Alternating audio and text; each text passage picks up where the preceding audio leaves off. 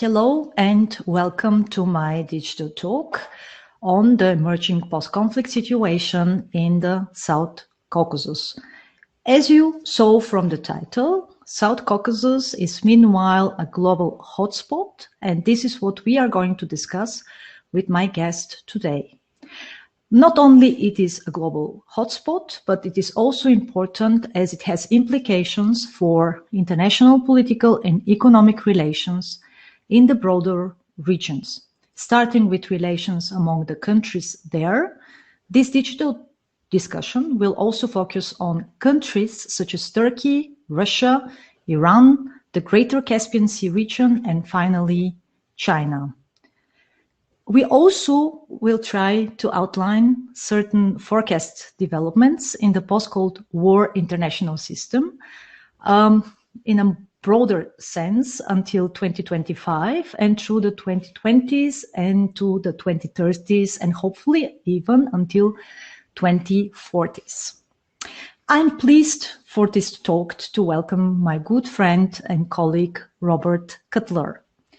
Dr. Cutler was educated at MIT and the University of Michigan, first as a historian and then as a Sovietologist during the late Cold War. He taught and researched at leading institutions in Canada, France, Russia, Switzerland, and the United States. Following the disintegration of the Soviet bloc and the Soviet Union, he branched out into policy advising, consulting, and journalism for the last quarter of century on European and Eurasian international and energy security.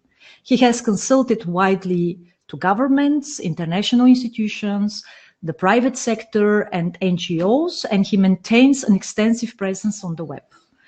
I'm always particularly interested in his views because much of what he writes is informed by the theory and application of the science of complex systems, an approach that I also use to analyze and assess the global affairs. His current titles are Senior Research Fellow and Director, Energy Security Program, NATO Association of Canada, Fellow at the Canadian Global Affairs Institute, and Practitioner Member at the Waterloo Institute for Complexity and Innovation at the University of Waterloo. So welcome to this digital talk. It's great that you have joined me today, dear Robert. Thank you, Velina. It's always a pleasure to be with you, and I thank you for the invitation. And the topic can be not more relevant as of today. As I understand it, from reading what you have been writing over the past months, you have spent a good time in writing and thinking about the South Caucasus. So we will start this talk by actually trying to outline what the Second Karabakh War and its aftermath are actually do mean actually for global affairs. So let's start with your take, with your analysis and your basically assessment on the South Caucasus and specifically on the Second Karabakh War. Yes, well, again, thank you for the invitation. Just to briefly set the scene and remind anyone who's listening about a few relevant details, in a broad sense, that Karabakh is a region of Azerbaijan that was recognized, has always been part of the Azerbaijani Soviet Socialist Republic, and in the late 80s, even before the Soviet Union disintegrated, Nagorno-Karabakh is largely Armenian, but there's a larger region called Karabakh, of which Nagorno-Karabakh is the highest section, mountainous Karabakh, it means.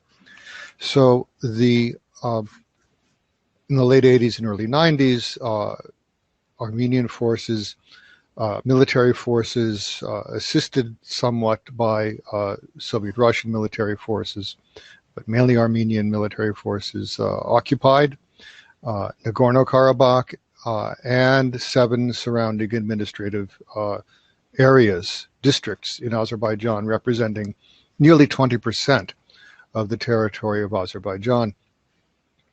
There were 4 United Nations Security Council resolutions in 1993 demanding the immediate withdrawal of these forces and affirming that the territories that were occupied were integral part of what had become the Republic of Azerbaijan. It went on for 30 years, the occupation, skirmishes here and there, now and then. In 2016, there was another skirmish actually 100 miles away from the border of Nagorno-Karabakh in the summer of 2020, which lasted 4 days and was the worst outbreak for 4 years. This was motivated mainly by the desire of the Armenian Prime Minister, Nikol Pashinyan, who came to power in 2018 in what looked like a color revolution, to have his reputation as a military leader furbished. And however, it ended in a stalemate. Nothing really changed. And subsequently in September, the Azerbaijani forces moved to take back the occupied territories, which the war lasted 44 days. I won't go into details about how it proceeded. Suffice it to say that 3 ceasefires were agreed, which were never honored by the Armenian side. And so the Azerbaijani forces continued to advance until the night of November 9th and 10th, when finally a ceasefire agreement was signed under Russian mediation in Moscow. And it must be said, just parenthetically, that the Azerbaijani forces, it is fair and it is accurate to say, under international law, that availing themselves of the Article 51 of the UN Charter, the right to self-defense, and they mainly implemented these 4 resolutions from 1993, which demanded the exit of the Armenian forces, which the international community had failed to implement over 30 years. And there still is remaining a portion of Nagorno-Karabakh, which is not, as they say, deoccupied. This is where the Russian peacekeepers are, following the ceasefire agreement in November last year. The ceasefire agreement also had the condition that the Armenian forces should withdraw from the occupied territories, from the other occupied territories, the Russians. Military would also assure passage through the Lachin corridor, which is a road from which Armenian territory to Stepanakert, called Kankendi, capital of Nagorno-Karabakh. And they're going to be there for 5 years, the Russians, and the ceasefire provides that they may be renewed for 5 years if both parties agree, Armenia and Azerbaijan. There were provisions for internally displaced persons and refugees to return to the territories, exchange of prisoners of war, and so on, and which we will talk about a little more because it has geopolitical and geoeconomic significance, the opening of a corridor between the main body of Azerbaijan and its exclave of Nakhchivan, which borders Turkey, and which can be reached either by crossing Iranian territory or by crossing Armenian territory. Mm-hmm. And maybe it's going to be also interesting for our audience if we say a few words about the Caucasus region in general before we move to the next topics, because this region is situated between the Black Sea and the Caspian Sea. The Black Sea was a lot in the headlines in recent times due to the increased escalation between Russia and Ukraine in eastern Ukraine, and also the reactions on the side of NATO. It's also it entails one of the global choke points. This is the Bosphorus, important specifically for food supplies, but also for Russia as basically the main access, so to say, for its trade volumes via the Black Sea. And on the other side is also the Caspian Sea, which is also very, very interesting. We might talk about it a little bit later when we talk also about Turkey. And also this territory is occupied by several countries. So we have Armenia and Azerbaijan, which you've already mentioned, but we have also Georgia.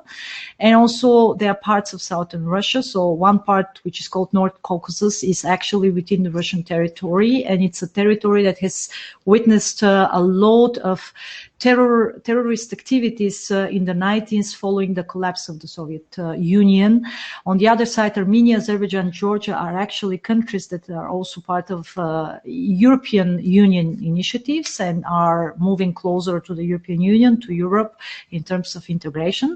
So all of this is to show that, the importance of this region and of its countries is very, very is great one. Now, regarding your first statements, I would like to ask you about the current Armenian-Azerbaijani relations and the prospects for further implementation of the agreements that they have reached with the help of Russian mediation. Where do you see the relations? In which direction do you see the relations going from here? Well, the future of the relations depends on the wisdom of the leaders. And the leader of Armenia is subject to a snap parliamentary election that was agreed with the opposition if set for June of this year.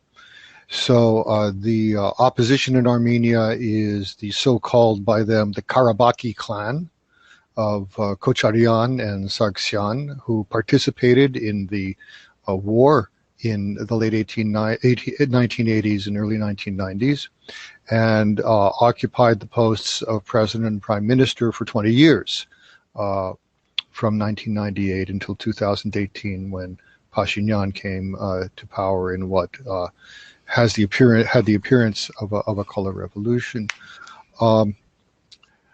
So the future, it depends partly on this. Now, it's related to, your question is related exactly to the prospects for the further implementation of the ceasefire, because the last and ninth point of that ceasefire from last November provides for, I mentioned the corridor between Azerbaijan and Nakhchivan called the Zangezur corridor, after the Azerbaijani name for it. And that's not all there is. The ninth point of the ceasefire agreement calls for the not only the safety of transport, but in the organization of unimpeded movement and citizens, that the opening up of all transport links amongst Azerbaijan and Armenia, because and this is happening. This has happened, and it's going to continue happening. The reason it's going to continue to happen is that it's in the Russian interest for it to happen.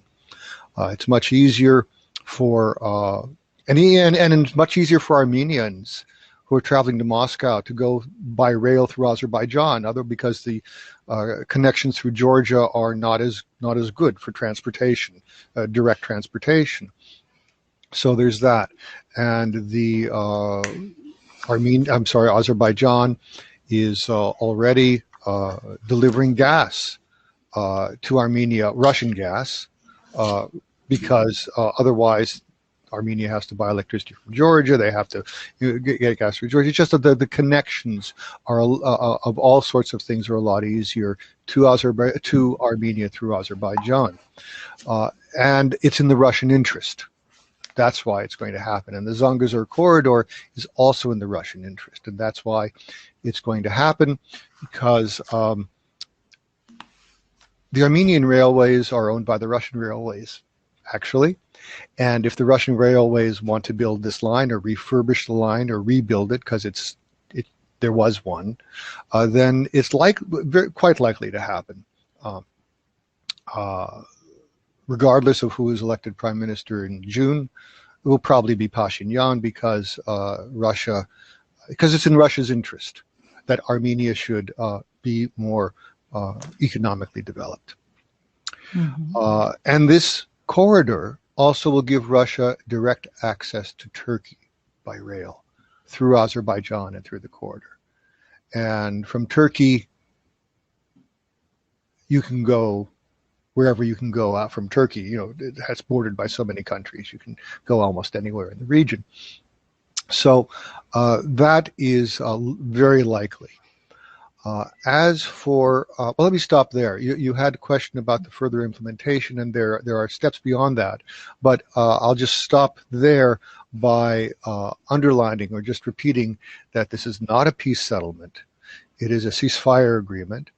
In Azerbaijan, it's referred to, and they're not wrong about it, it's a capitulation document. They said what the terms would be, and Armenia accepted them. So the Armenian forces capitulated in the end because they had no choice. And but it's a ceasefire agreement, not a peace settlement. Mm-hmm. And you also mentioned Georgia, so I will ask a very short question on Georgia's take regarding these developments, and particularly how what Georgia's role in all of this is.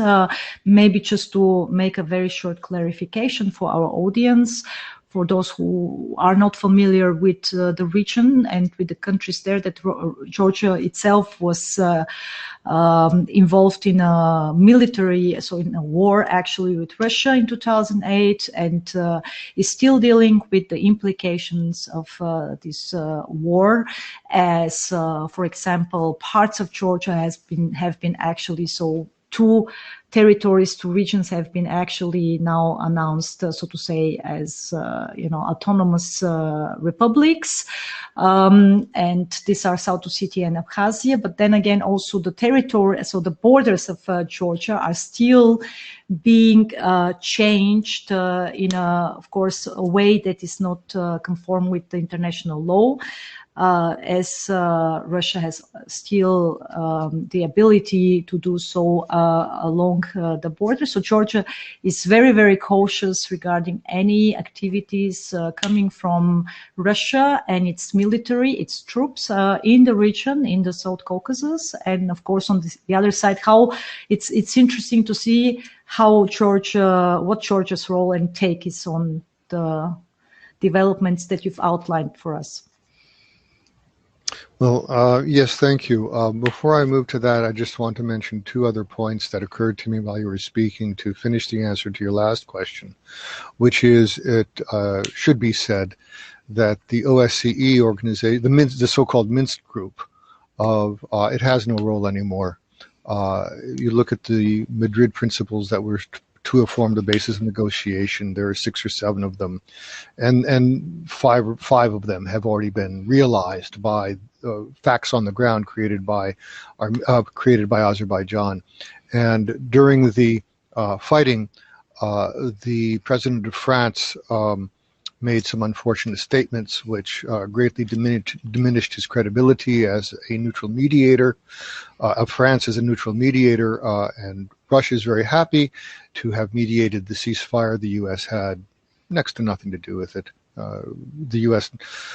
brokered one of the earlier ceasefires that was never observed, and so Russia is very happy. Nobody should take the OSCE's role in Karabakh conflict seriously anymore, because the conflict is, for all intents and purposes, over. This is a controversial statement from some points of view, but I think that objectively it's fair to say that although there is no peace settlement, the conflict itself has been resolved by the reintegration of the formerly occupied territories into Azerbaijan.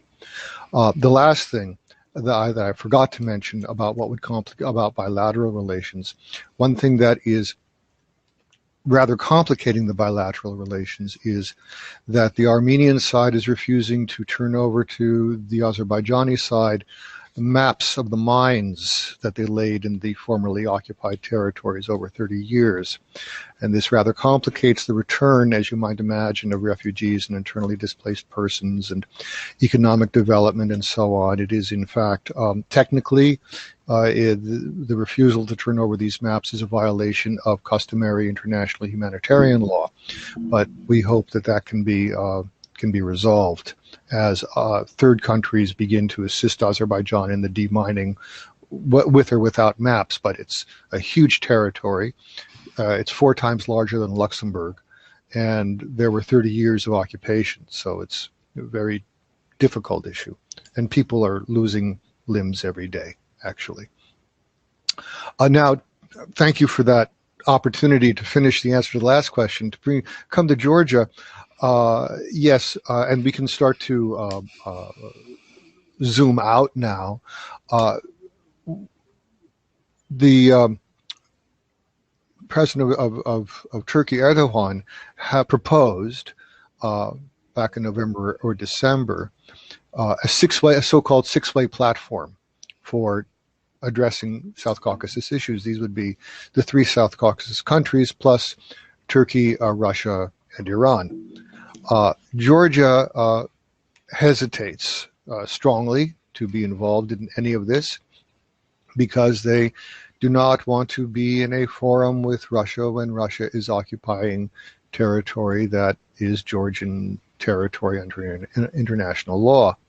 What does exist already and will continue to exist is a series of trilaterals, and it was Erdogan's idea to build upon those trilaterals into a sextet, but which also would just be a platform for the trilaterals to meet and anything else to go on. But there are a number of trilaterals. You have Azerbaijan, Georgia, Turkey. You have Azerbaijan, Russia, Iran. Azerbaijan, Turkey, Russia. And so those and these are focused on practical cooperation, train tracks and things like that, facilitating international trade and so on. And that will continue, but it does not look like this six-way platform will come to fruition anytime soon. Did I answer that question? Yeah, indeed.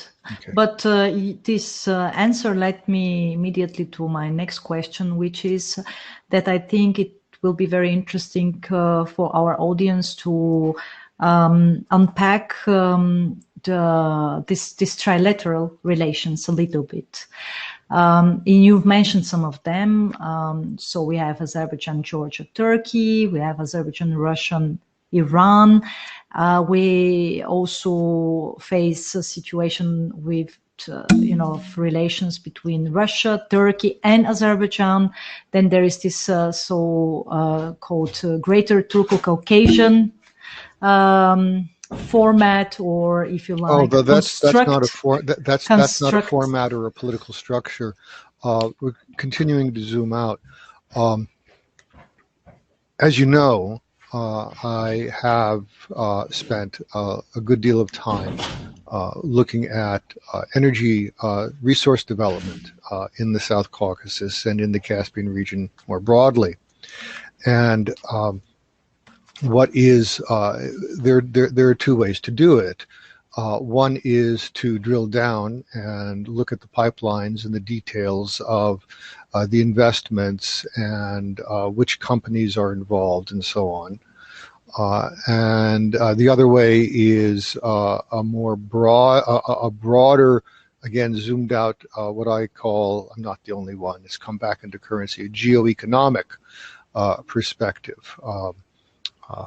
Which adds, I'll just mention this in passing, is that Pipelines are important because they're just like railroads were in Europe in the 19th century.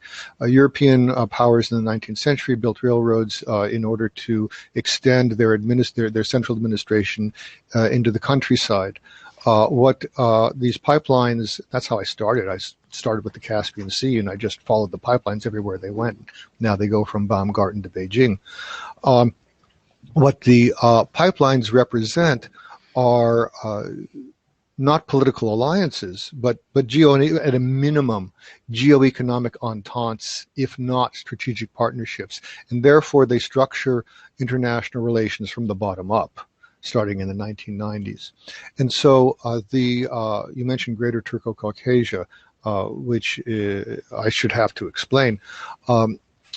Looking at the situations there early on, I tried different ways to recognize patterns. It's all about the other way, aside from looking at the pipelines, the other way, when you zoom out and look at geoeconomics, is pattern recognition. That's the other way. Mm-hmm. And that's what I'm talking about now, is that it's possible to conceive and to justify a geoeconomic complex called Turco-Caucasia. Turco-Caucasia would be the 3 South Caucasus countries plus much of the North Caucasus, but not all of it, going up to Novorossiysk on the Russian Black Sea and down to Dagestan on the Caspian Sea, but omitting basically half or more of the North Caucasus. This is also justified on topographical bases. Then the Turco-Caucasia would also include 6 northeastern provinces of Turkey, and the Azerbaijani populated part of Iran. But when you look at the energy, Iran's not in the picture. So Greater Turco-Caucasia then is just an enlargement over time that occurred of this Turco-Caucasia. And this is based on the construction of certain pipelines that I won't go into the details about, but you can take my word for it or look for my analyses on the web. Greater Turco-Caucasia is how that expanded beyond the South Caucasus pipeline, which ended in Erzurum in northeastern Turkey, and turned in eventually to the Trans-Anatolian natural gas pipeline, which goes all the way to the Greek border. The Trans-Anatolian pipeline is known by its Turkish acronym TANAP.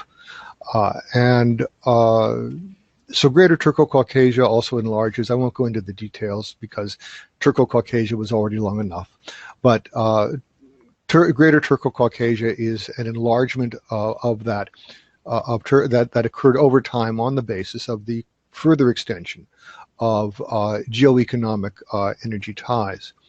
Now, I might add that there is not literally a mirror image, but a corresponding complex in Central Asia that we might have the time or not had to discuss later. But I just wanted to mention that this is also not something that's particular to the South Caucasus. It's a way to approach these things that is applicable, in fact, at any scope or any level that you want to look at it, whether it could be domestically in one country or it could be continental, and over time. And I'll just stop there. I could go. I love that topic, and I will. You've been very polite to let me go on about it, but I'm going to stop there. I would like definitely to go on with this topic, and specifically for the reason that obviously Russia, Iran, and Turkey have specific interests in this region. So I would ask you, what does these 3 particular regional actors aim to achieve in this region? What do they want actually in this region? Maybe with a short reply regarding each one of them, so that we also move to the Central Eurasian topic that I would also, where I have also an additional question for you regarding the East Central Eurasian hydrocarbon energy complex that you have shortly outlined for us.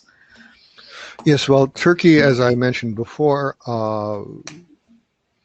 seeks, well, I didn't mention it before. I mentioned that Russia wants the Zangezur corridor to Turkey because that gives it access. At the same time, Turkey very much would like that corridor because it gives it access to the Caspian Sea through Azerbaijan. And there are various estimations of how efficiently Turkey should be able to project its influence across the Caspian Sea to Kazakhstan, Turkmenistan, and Uzbekistan.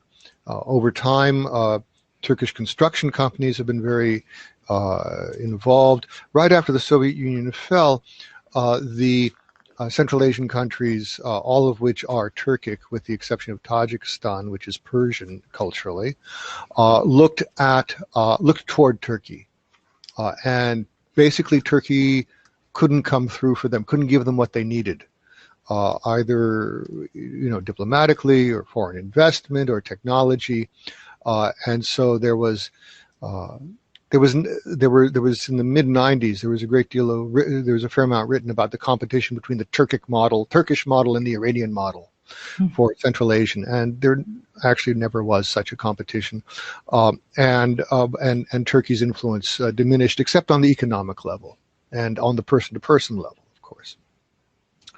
Russia is Russia, as over the past 2 centuries, has been looking to be, I won't use the word hegemon in South Caucasus, but you might remember the declaration by Soviet Prime Minister Andrei Gromyko in the 70s that there is no question of world politics that cannot be decided without taking into account the view of Russia, or the view of the Soviet Union. Mm-hmm. Well, without implying that, or even addressing, I've already hinted at it, but we'll leave the connection between the Russian Federation and the Soviet Union for another discussion. But I think it's fair to say that today, what Monsieur Gromyko said about the Soviet Union and the world at large is transferable to Russia's view of the South Caucasus. And in fact, Russia, I believe that the Russian foreign policy establishment knows that they can't dictate every move there, and that they don't talk about this fact very wisely, and they simply say, oh, Azerbaijan wants to have a few Turkish officers in the peacekeeping center. That's outside the deoccupied area. There's a peacekeeping center that basically sends drones over Karabakh and sees what's going on. Nagorno-Karabakh and sees what's going on. They are not armed. They are officers. I mean they're the administrators really, and they cooperate the peacekeeping center with their Russian counterparts. And so if the Turkish want to do that, well, the Russians say, okay, well, Azerbaijan invited them in, it's Azerbaijan's territory, we can't stop them, we won't say anything, and maybe people won't notice so much. That said, Russia has a great deal of influence in Armenia. I dare say it also has more influence than is generally recognized amongst certain sectors of the political elite in Georgia, and I'll leave it at that. So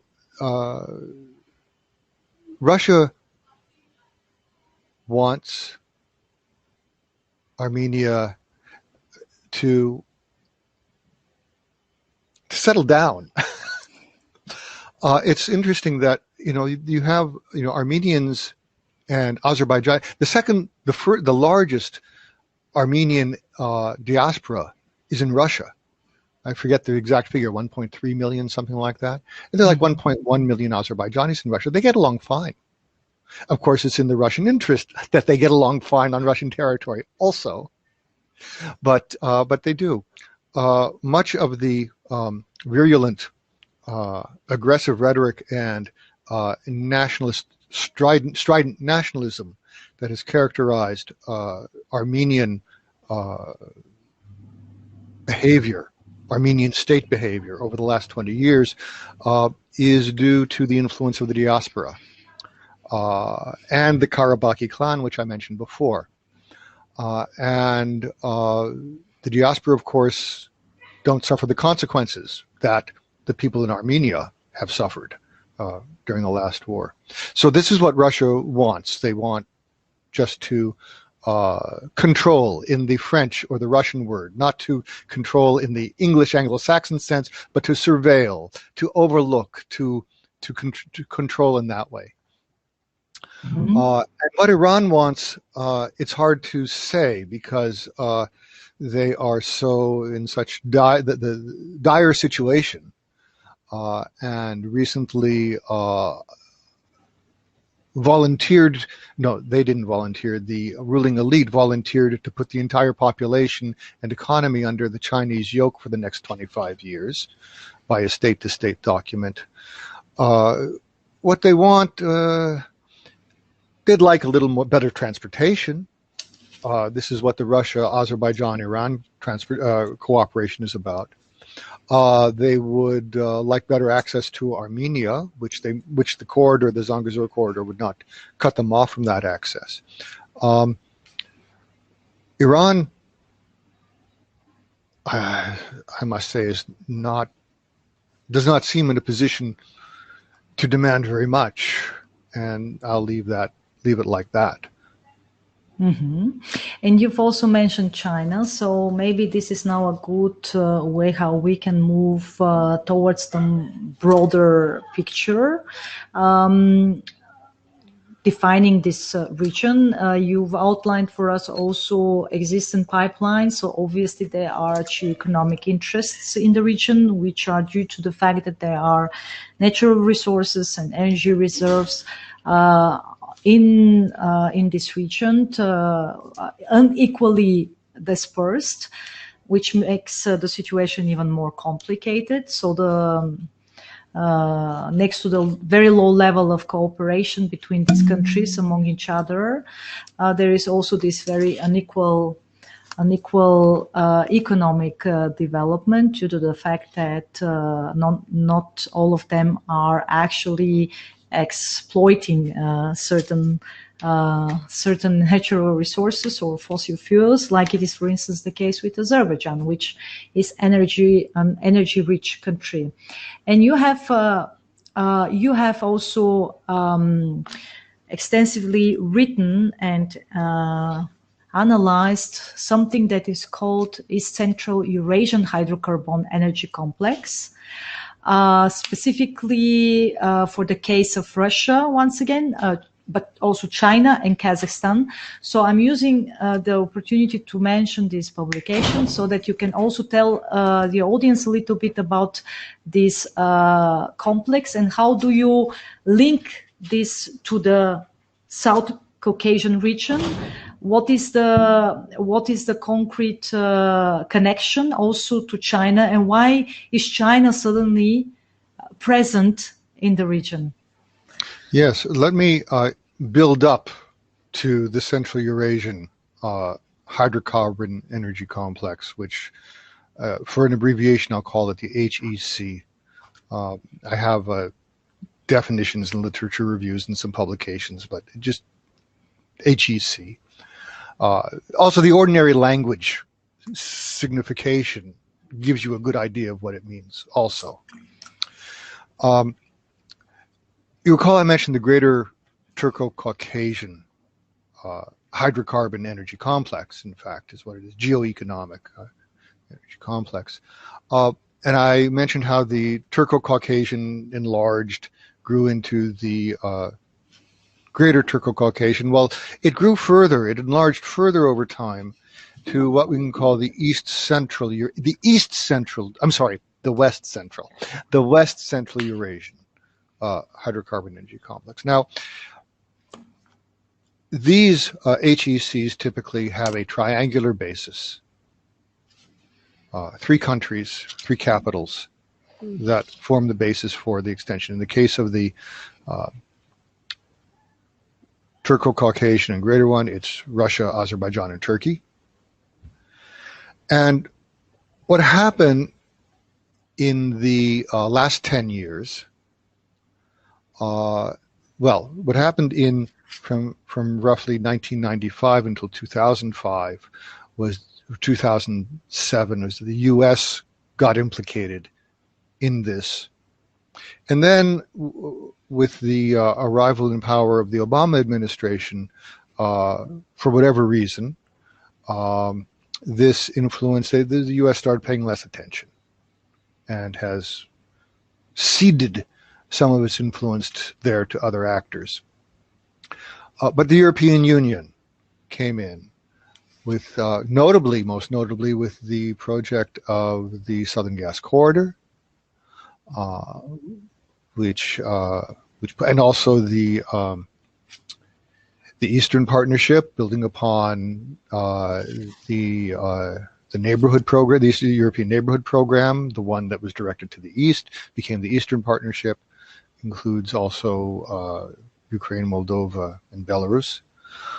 And this became the East Central Eurasia. If you add Brussels to the original triangle I mentioned, of Moscow, Azerbaijan, and Ankara, then you get the basis for the East Central Eurasian HEC. Now, going on to the other side of the Caucasus, Central Asia is the 5 stands. And there is a construct called Greater Central Asia, which can be justified on a cultural, historical, demographic, topographical basis.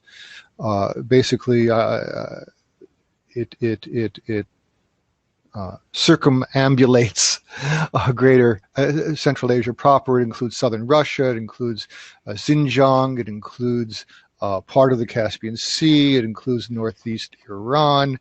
You get the idea. Part of a little bit of Pakistan, a little bit of Afghanistan. You get the idea. And that was Greater Central Asia. And Greater Central Asia, as Greater Turco-Caucasia, turned into East Central Eurasian. So the former Greater Central Asia turned into West Central Eurasian, HEC. Its basis originally, before then, when it was the Central Asia, it was Russia, Kazakhstan, and Turkmenistan. Kazakhstan and Turkmenistan being the two of the 3 energy giants.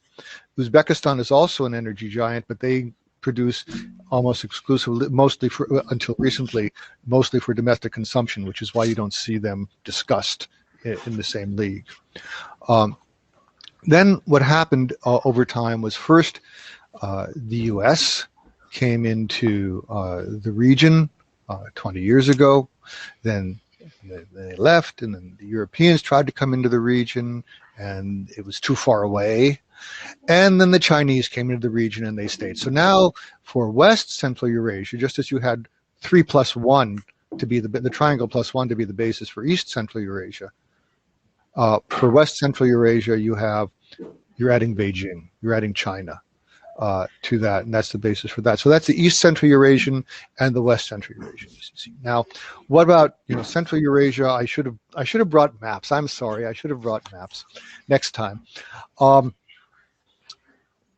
The Central Eurasian Studies Society had a very nice definition of Central Eurasia on their website 20 years ago when I was on the executive committee. It's not there anymore, but it's a great definition, and I won't. And it's rather too elaborate to repeat, but I should say that East Central and West Central Eurasia do not collectively exhaust Central Eurasia. Central Eurasian it's centered on the Caspian Sea, and it includes both the extensions of this. And there's also looking out into the future, there's also a Greater Central Eurasian, but I mean, it's almost, I don't want to appear to be playing with concepts or words because these really do have empirical reference. And as you know, Velina, these are based on complexity theory approaches, and one of the tenets of the pattern recognition type of complexity theory is that no concept is valid unless it follows the detail, the empirically existing detail, reality in every detail. Mm-hmm. So these are not just, I'm waving my hand now in order to point to it and say I'm not hand waving. Okay, this is really, so that's basically East Central, West Central, Central Eurasia. I could tell you what Central Eurasia is, but you know, I'll let you decide where to go from this. Now, maybe to make some clarifications for our audience before we move to the scenarios and forecasts for the next 2 to 3 years, and then from there we will try also to present a bigger picture for the global system, for the global affairs in a time framework of 2030 to 2040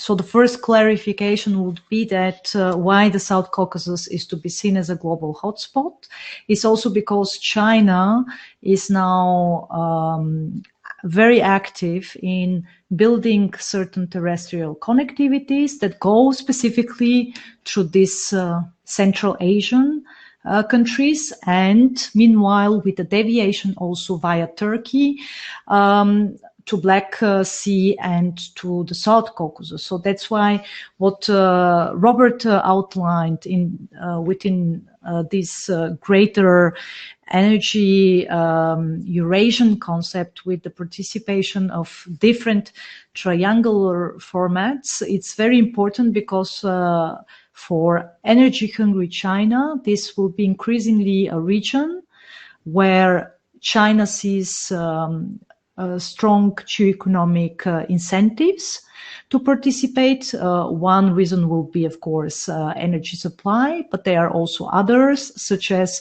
the connection to European Union via third countries that have entered trade or other association agreements and deals. And then again, of course, if we take also other infrastructure connectivity projects into consideration, you get the bigger picture. So this is one clarification. Now, another one is that why is it important is, of course, also because of the fact that Turkey has become more assertive.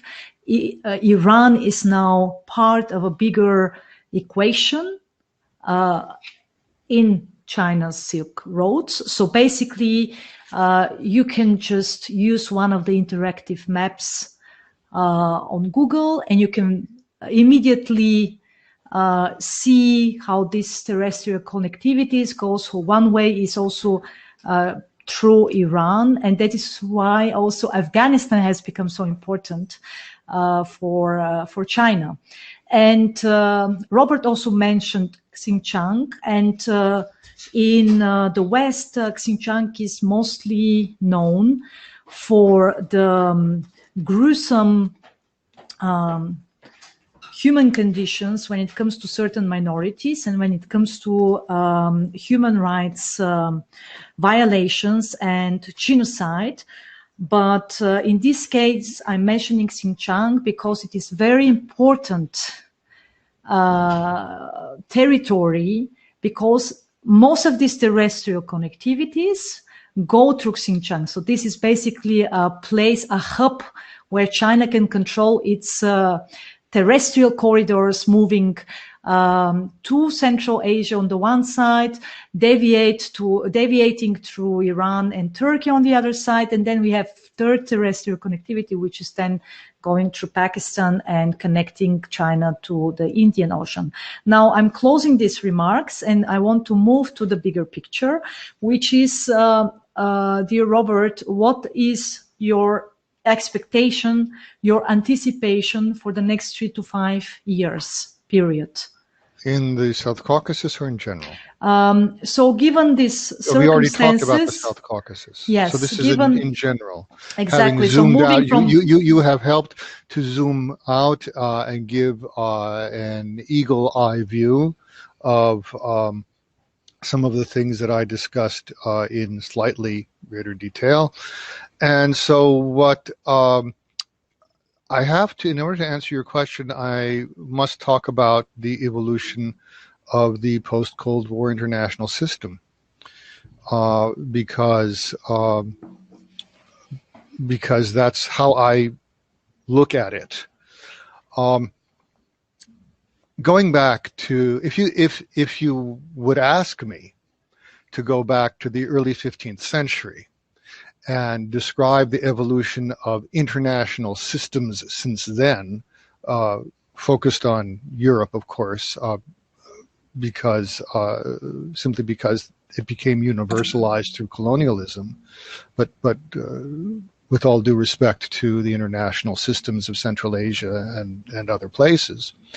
Before then, I would be able to show you up until the end of the 20th century 6 international systems, each of which goes through 9 phases, which are 3 groups of 3. And so also the current international system can be understood also through this optique. I'm not going to go into great detail, but simply to say that first of all, I have to say that it's a coincidence, so far as I can tell, that the current international system will last about 45 years, which is approximately the same length as the preceding international system, the Cold War system. That seems to be a coincidence, because you look back to the early 15th century, there are 120 years, there are 80 years, there's 65 years. There's no telling until you get into them what's going to happen next, because the evolution of an international system is path dependent. So where are we in this 9-phase progression? Well, the first 3 of any international system are basically emergence. There are 3 phases, sub-phases of emergence that are not terribly interesting right now. But then the next 3 phases are when the international system, and I'm speaking of the system, I'm not speaking of any actors, I'm not speaking of state actors, I'm speaking of the system looked at as a system, as a complex system, in fact, decides where it wants to go, how it wants to evolve, which principles, how it's going to evolve.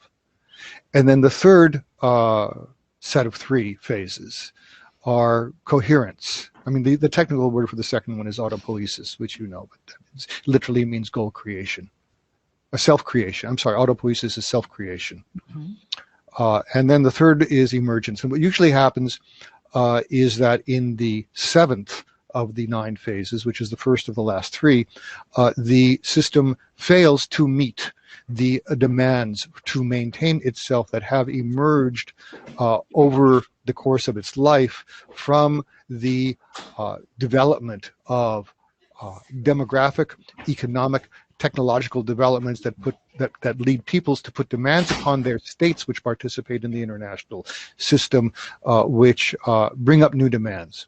Now, the first 3 phases of the Cold War international system ran roughly through 2016. Now, what's very interesting about the one we're in is that the 4th phase, which more or less coincides with the Trump administration, in the past, you look at the past international system, it usually goes on trying to do what it did for the first 3 because it worked. But what you have looked at systemically under the last half of the last decade is the opposite. You have the firm positing of an opposition, which did not exist before in the political consciousness, although it may have existed in the economic reality. Opposition between, for sake of simplification, the U.S. and China, or a U.S.-centered sphere and a China-centered sphere. Usually, this sort of thing would not emerge until the 5th phase, which we are now in, which coincides roughly with this Biden administration, which latter appears to be continuing the previous policies as regards Russia, as regards China, but not as regards Iran, and that has that will have unfortunate consequences for the international system and the people living in it if if that trend continues. And you can ask me about that if you wish. Now, you asked me, that takes us up to 2025. And you asked me for 3 to 5 years, so I'll stop there and await your next question. And my question, of course, would be that following your 3 to 5 years anticipation, what is your take on the 2030s, 2040s? And specifically, are we going to witness a bifurcation of the global system? That would mean, which is more or less my idea about having 2 parallel systems. In a sense, something not, of course, similar, because there are never 2 equal cases in history.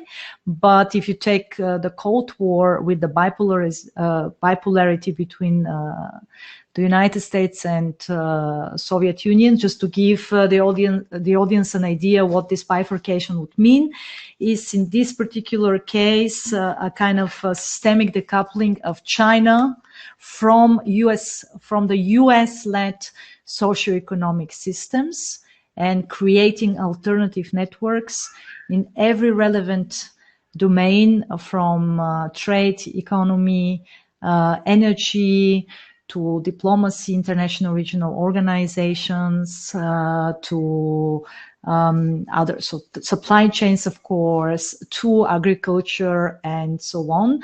And even if you take space, we are already observing certain trends.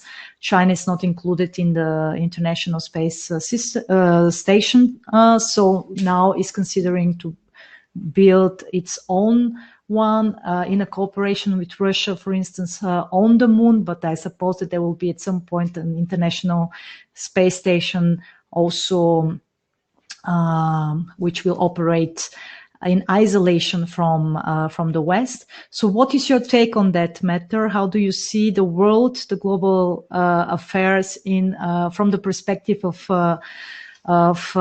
2020 to basically, yes, so 15 to 20 years from now? And then we will move also towards answering some questions from the audience. So be short on your... Yes, well, bifurcation is not decoupling. I recall to you that during the Cold War, the 2 world systems, as they were called by some people at that time, capitalism and socialism, in the beginning, there was no contact, but this increased over time. And still, given the current level of development of technological relations, technology, certainly including communications, even if world trade may seem to be breaking down, nevertheless, and even if tourism seems to be breaking down, nevertheless, there is a continued connection. It's not like a divorce. A bifurcation is like going in separate ways, but you still have holistic, for lack of a better word, connection between the 2. It's just like a Lorentz figure. It just bifurcates like that. Now,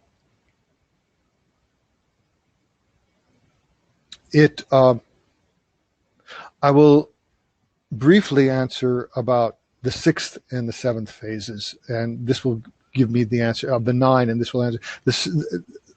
And I'm not, and it's different. As I said, the evolution of an international system is path dependent. It therefore will matter very much.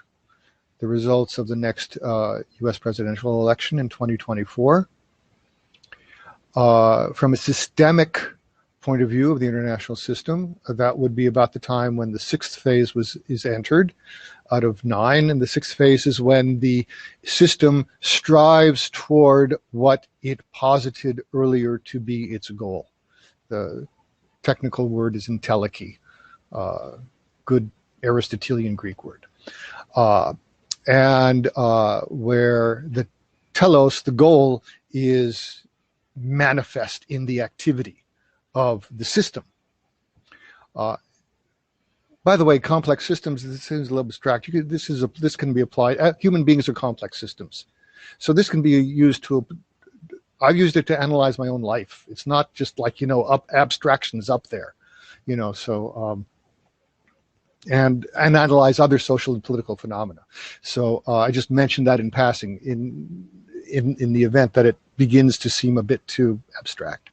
But the further you go into the future, you're inviting me to be a little more abstract. And then the seventh phase, which would fall approximately in the late 20s and the early 30s, is the most difficult for every complex system, including international systems, because the seventh phase is when a system needs to manifest anti-fragility. And what they usually manifest is over-resilience.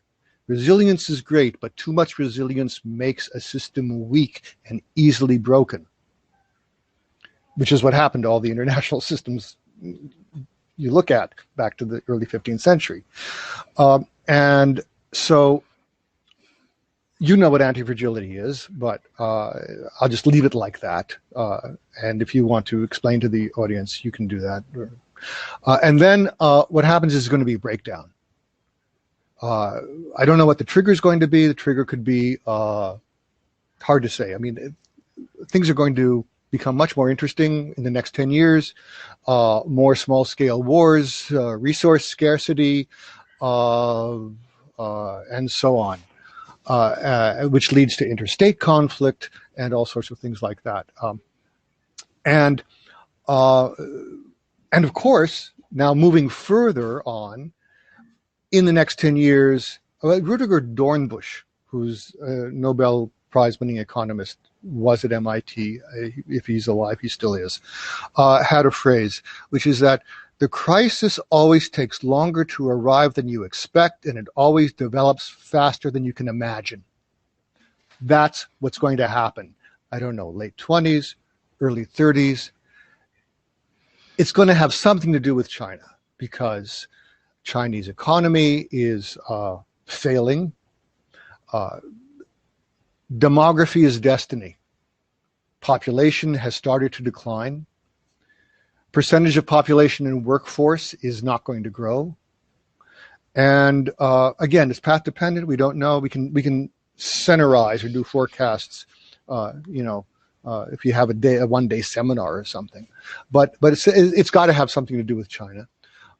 And that may well induce more hostile, militarized behavior by China, where we don't know, when we don't know. It's going to depend on situational things. Then the 2030s are going to be extremely interesting, because the whole system is going to break down. Rather like the Cold War system is the one that we remember best. It didn't take 10 years to break down, but your case could be made it was breaking down already after the fall of the Soviet-American détente at the end of the 1970s, started to break down. As internal things in the Soviet Union led to the inevitability, and it just happened to happen sooner rather than later, because of Gorbachev, to the disintegration of the Soviet Union. And then there's going to be the 8th and the 9th phase. Won't go into detail. But these phases each last about 5 years. I don't know why. It's just the way it is. They don't always last 5 years in every international system. It's just what the pattern tells you is the case.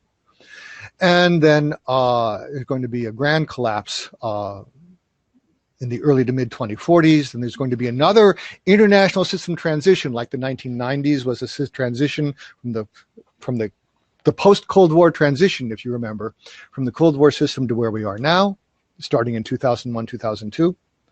And then there's going to be from let us say roughly 2044 to 2057, something like that. Another transition, and then the next international system after that is going to begin to emerge, and we don't have any idea what that's going to be like, except that one might note that by 2060, the population of China will be 1.3 billion. The population of India will be 1.7 billion. The percentage of the Chinese population in the workforce will be 37%. The percentage of the population in the Indian workforce will be 66%. This gives you a little bit to think about, but that's quite a ways out. So I'll stop there. That's certainly a talk that we are going to conduct, let's say, in 10 years from now, to make just 2 clarifications for our audience, and then we move immediately to the questions, to the Q&A. I will extend the talk because they are really good questions, and since the audience was so patient to wait until now, I want to address the questions too. Now, we spoke about resilience and anti-fragility, and we spoke also about complex systems. So you can check on internet. There is a lot of information about these terms. Let me define a complex system. I can do this very briefly. Let me define a complex system. But if it's really only with one sentence, it's like because one sentence. Yes, a complex system is a system of which the behavior cannot be predicted from studying the behavior of its component parts. Exactly. A human cell, a human person, a human society, etc. A canonical non-complex system is an automobile factory. You can study the inputs, you know how they're transformed, you can predict what's going to come out. Complex system, a biological cell is the canonical example. Thank you. That's all. And starting from there, because you also mentioned anti-fragility, which is a term that Nassim Taleb introduced in his book Anti-Fragile, is basically a state that goes beyond resilience, because resilience was also mentioned. So as he points out, resilience is where the resilient system resists any shocks, but stays the same. So basically continues functioning once the shock occurs, but the anti-fragile gets better or thrives from crisis. So an anti-fragile state would mean that the system would actually get better following a crisis. Because it does not try to do the new things in the old ways. Exactly. So these were 2 clarifications for our audience. If they are interested, maybe you can also provide some literature or tell us about a book that you would recommend to the audience about this specific systems thinking. But maybe I think if there is interest, maybe we should consider also assessing and analyzing and assessing global affairs from the prism of complex systems and complexity in an additional session. Now, let's go to the questions. I see that there have been comments in the last half an hour. So there is, for instance, a question. We have to go back to the Caucasus, of course. So there is a question about the current Tajikistan-Kyrgyzstan skirmishes. It's not the Caucasus, but go ahead. It's not the Caucasus, but the question goes back to our previous to our original topic, and the question specifically, this one, is about the Central Asian countries, Tajikistan and Kyrgyzstan, the skirmishes that have occurred there. How do you link them to the developments that we've discussed regarding China's activities, regarding Russians' interests, and in this broader region? They're not so much related to the broad brush sorts of things. There have been conflicts of interest amongst Uzbekistan, Kyrgyzstan, and Tajikistan over natural resources, water, including and especially water, since 30 years ago. And if there have been military conflicts, there's always this is just a military expression of social and economic conflicts that were already always there. So it's really a local phenomenon. If you wanted to take a complex system framework, you call it an emergent phenomenon and see where it's going. But it's really not due to a Russian this or Chinese that. Mm-hmm. This is a very important clarification, by the way, because we should not link everything and each development to necessarily to the role of the bigger actors. Now, there is also a question which sounds as follows. Given that we are seeing clear ideological lines being drawn in geopolitics with the emergence of an assertive China, joining together with Iran and Russia, will the European Union have to choose a side? And by the way, yes, okay. I think I saw a headline a few days ago. I think that the European Union, certainly at least the European Parliament, but I think even the European Union, you will know this better than I do because you're a closer observer, or one of the presidents of the European Union made a statement concerning the Uyghur genocide, that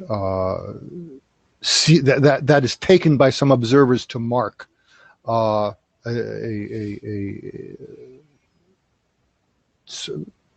certain significance.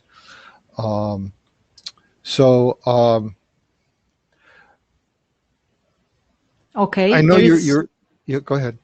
Yes, there is an additional question, which I think is also interesting, linked to this one. Is the European Union going to put economics first rather than its democratic values? And how far is the European Union prepared to put boots on the ground if there is really a serious escalation in Central Eurasia, but I would add also Eastern Europe? Well, to my knowledge, the European Union per se has very few boots to put anywhere, and no logistics stream to support them for very long. I could be wrong about that. That answer would vary according to the member states, many of which are in the same situation. France may be the only one that could project a certain amount of force now that the UK has left. I'm sorry, could you repeat the end of the question? Of course. So the question is the European Union going to put economics first rather than democratic values? Well, that's a political issue for the EU leadership to decide. It's well known that the European Parliament has voted at near unanimity various condemnations of China for various reasons, whereas if I understand correctly, not being an expert on EU international trade, that the rapprochement with China seems to be driven largely, please correct me if I'm wrong because you're there in Vienna, seems to be driven largely by German industrial interests. I could go on at length, I could go on longer about that, but since you said there are so many interesting questions, I'll stop there. Yeah, indeed. That's a political question to be decided in Brussels, and of course, that's also going to depend partly upon the elections upcoming in the various member states. So it's really a toss-up. What the EU is going to decide and how they're going through their laborious procedure decide it. What I can add in regard to these two questions is first that the European Union is doing simultaneously both. On the one side, it is the only external actor that actually supports democratic processes in these countries if they desire, of course, if the decision makers and the society desire to introduce the reforms. But the only external actor that is really offering a whole package, so to say. So next to geo-economic trade pact, which in the case, for instance, of Georgia and in the case of Ukraine and Moldova is even an introduction to the common market, to the European common market. There is also a package that is related to reforms in the direction of good governance and societal transformation. So this is certainly a plus. So I would not make this kind of prioritization between economics and democratic values when it comes to this region. Then the question about how far the European Union is prepared to put boots on the ground. Well, Robert was pretty clear, and I would just add that not prepared at all. But there is now another question which I will just ask. It's not relevant, for our discussion, and I'm not sure whether you are familiar with this issue about the letter that was signed by more than 1,000 personnel in France, including more than 25 retired generals, warning Macron that France is heading for a civil war. Yes, I'm aware of this letter. Yeah, you are aware. So there is a question. It's up to you to decide whether you want to answer it or not. With the French general's letter, as well as large public support for a potential coup, would we see a more aggressive French foreign policy? This is the question. I'm not sure whether it is about the region specifically, about Eastern Europe, because we know that the French foreign security policy is actually directed more towards the South and increasingly towards the Indo-Pacific. But like I said, it's up to you to decide whether you want to answer this question or how to interpret it. Well, I'm unable to say the degree to which it signifies the potential for a coup. I don't know. I don't know if that's. It's the first time I've heard that interpretation, but at the risk of maybe to make a clarification that. The French minister who's in charge of the armed forces warned that any of the letter's signatories who might still be serving in the military would be punished without explicitly clarifying in what way. I can just offer one comment, which I hope does not seem flippant, but also it's offered at least over half in a serious vein, taking into account the hereditary nature of many of the French elite, including in the armed forces. And given the object of their concern, I kind of see it. I have had a chance to think a little bit about it. This is only as far as I've gotten. So I apologize if it seems flippant, but the Franks are mobilizing against the caliphate again. And that is a very useful answer as a point of reference. There is also a question about whether you could make some book recommendations, whereas it's not clarified once again whether it's about book recommendations regarding South Caucasus or regarding your... I can't, if there's no topic, I can't help. I mean, I would like to help. I think that since I am added in your announcement, I mean, I'm on Twitter. You're going to give them my handle, and this talk has been tweeted. So if someone comes in and @s me in a reply to a talk, or even directly, and wants to be more particular, more specific, I'll tell you. My Twitter handle is Robert M. The middle initial is M. Cutler, Cutler. That's @ Robert M. Cutler, and you're welcome to direct any questions to me, directly, as well. And you might want to also direct them to Velina, because she's also an expert on complex systems. So anyway, we are both easily to be found on social media, and in case you have specific questions regarding Robert's analysis or considering sources to read about topics that he covers. Feel free to engage on social media.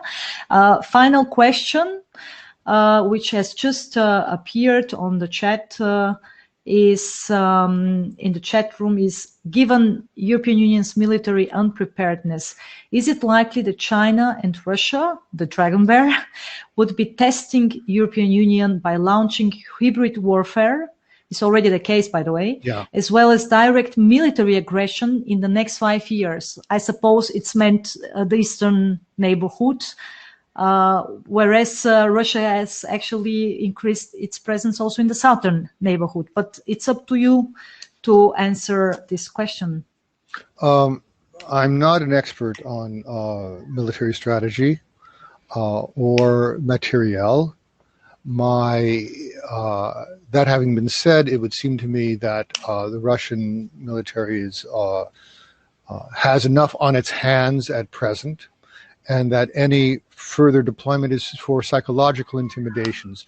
Very much, by the way, in the vein of how the SS-20 missiles were in the late 70s and the early 80s. There was no during the Cold War. I do want to add one last thing in final answer in that I neglected to mention in reply to your earlier question, Velina, about the further evolution. Yes, I think that we have, and you just mentioned it, Russia, China, Iran. Alliance is the wrong word. I've actually started to call it the triple mésalliance. It sounds quite fitting, by the way. But, you can call it the whatever you want to call it, the triple block. But this is why any appeasement of Iran is not in the interest of anyone who is not aligned with Russia and China. It's not even in Europe's interest. And I think this is... Go ahead. I just want to go on after you finish that comment. No. Okay. I don't want to. And the question then is, if there's a bifurcation, what's going to be the other part of the fork? And the answer is I have looked at your list of previous guests, and I'm certain that they have talked at least somewhat about the emerging Anglosphere. This will be the other part. The Anglosphere is not only cultural, not only linguistic. It's based on the Five Eyes: UK, Canada, US, Australia, New Zealand. Although New Zealand seems to be opting out, and it's based on common law. It's based on the fact there are common law systems that make it easier than elsewhere to establish businesses and to enterprises and to have them grow, and a whole network of what some social scientists used to call social capital, which is a term I never liked much, but it has a certain connotation, that is involved in that. Now, what else is there going to be? There's going to be like the Five Eyes minus one. India is already joining in with the Quad. Japan will add itself in for strategic purposes. So basically you have the Five Eyes plus the Quad minus one, but because the US and Australia have dual membership, it's really six, but we're going to have other members we don't expect. I think there's a chance that Vietnam is going to opt in, and they're an important country. Economically dynamic, strong military, and no friend of China. So there's, if you'll indulge me, there's this once famous cartoon, editorial cartoon in the United States when I think it was Deng Xiaoping. That China invaded Vietnam in I think it was the late 70s, and the war lasted a few months. And it happened after Deng Xiaoping returned, from a visit to the United States. And so there was this cartoon. He's sitting on a psychiatrist's couch. He's wearing cowboy boots with spurs. He has a cowboy hat, and he says, "Doctor, I have no idea what happened. I visited the United States. I went to Disneyland. I ate at McDonald's. I had Coca-Cola. And when I came back, I invaded Vietnam." Oh. So China and Vietnam are not friends. I would not be surprised to see Vietnam. China and Vietnam are definitely not friends. Yes. On the other side, you're going to have like other hangers-on, like Pakistan in the three-way. You know, it's going to be, they're going to be clusters, yeah, and then clusters upon clusters. But that's the road we're on. That is the road that we are on until mid-century, and how it develops. The international system, for some reason, somehow, is not going to be able to manage the bifurcation. That's what's going to, because resource scarcity and all of these things we talked about, and it's going to break down, and then there's going to be a new international transition, and then there's going to be another international system in the second half of the century. And for our audience, just one sentence of clarification about bifurcation, because they listen to us. It comes from the Latin word for fork. It means forking into two directions is what it means. So this is the point, basically, for them to, for everyone to understand and to imagine what it means. Because decoupling usually means divorce, usually. Yeah. So the bifurcation is the point at which something, in this particular case, the system divides in two branches, in two parts. And the famous systemic decoupling introduced by Trump's administration is basically the chimeric phenomenon, the entanglement between China and United States, not the system, but now you take that as two actors which have been entangled in various domains, sectors, and fields. And the process of decoupling of China from the US-led networks is this process that is called systemic decoupling. Yes, and from a systemic point of view, the bifurcation is a search for stability, because it couldn't handle itself as a unity, so it split into two, or it's splitting into two, which are still significantly interconnected. But it's like one of those cluster diagrams that you see. You know, one cluster over here, one cluster over here, with some connections between them. And that's a search for stability by the system, actually. But it's not going to work in the medium to long run, because things come up. Demography is not controllable. Demography, economic development, technological development, resource scarcity. These are things that are not politically determined from the top down. These are things that drive change from the bottom up. From bottom up, exactly. And this is, I think, an increasingly good way how to finish this conversation that lasted for almost 90 minutes. I am using the opportunity once again to thank you warmly for being with me in the last 90 minutes and for extensively outlining so many concepts and covering so many interesting issues. And I might reveal to our audience that the topic of the Anglosphere is going to be further covered. I'm going to invite another guest very soon, Nicholas Klinsmann, and he is a macro and geopolitics specialist who is very familiar with this concept. So we will also use another digital talk format to bring this concept nearer to our audience.